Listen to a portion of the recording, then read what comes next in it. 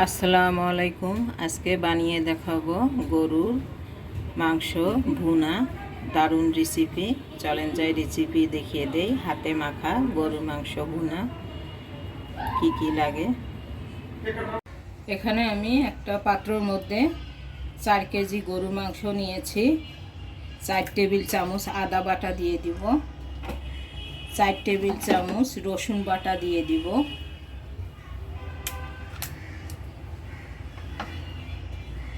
কাঁচামরিচ ফালি দিব,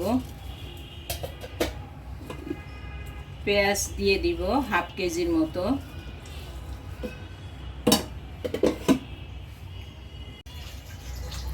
হলুদ গুঁড়ো 3 টেবিল চামচ, মরিচের গুঁড়া 4 টেবিল চামচ, টক দই আধা কাপের মতো।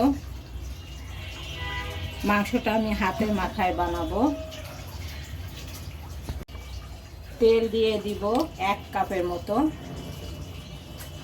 গরুর মাংসে আমার চর্বি আছে, সেই জন্য তেলটা একটু কম করে দিলাম। গরম মশলার গুঁড়ো দিয়ে দিব 5 চামচ, ধনিয়ার গুঁড়া 5 চামচ দিয়ে এখন ভালো করে মাখিয়ে নিব মাংসটা। আমি 5 মিনিট ধরে মাংসটাকে মাখিয়ে নিয়েছি ভালো করে। এখন আমি ঢেকে রান্না করব। চুলা জ্বালিয়ে দিব, মাংসর পানি দিয়ে কষিয়ে নিব, তারপরে আমি সিদ্ধ করার জন্য পানি ঢেলে দিব।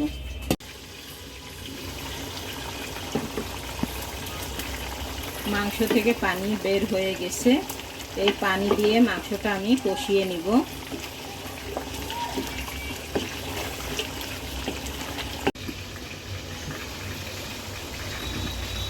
মাংসটা পানি শুকিয়ে গেছে, আমি ভালো করে কষিয়ে নিয়েছি।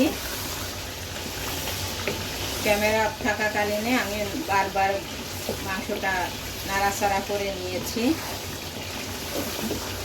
তেলটা উপরে ভেসে উঠেছে। এখন আমি পানি দিয়ে দিব। হাফ কেজি পানি, হাফ কেজি গরুর দুধ দিয়ে দিব।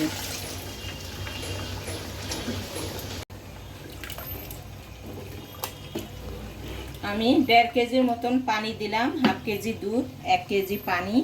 এখন আমি মাংসটা সিদ্ধ করে নিব। সিদ্ধ করার পর ফিরে আসব।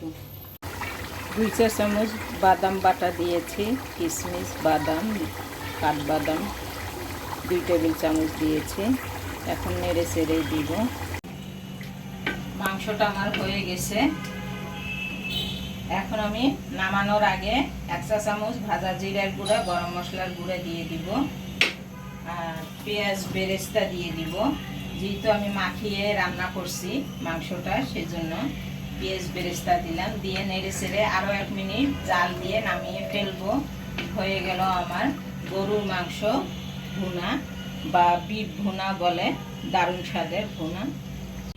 আমার মাংস ভুনা রেডি। নামানোর আগে লবণ চেক করে দিয়েছি। আমি লবণটা দেখাইতে ভুলিয়ে গিয়েছি, দেখাইতে পারি নাই, সরি সবাইকে। ভালো লাগলে লাইক কমেন্ট সাবস্ক্রাইব করবেন, আমার পাশে থাকবেন। আল্লাহ হাফেজ। আসসালামু আলাইকুম।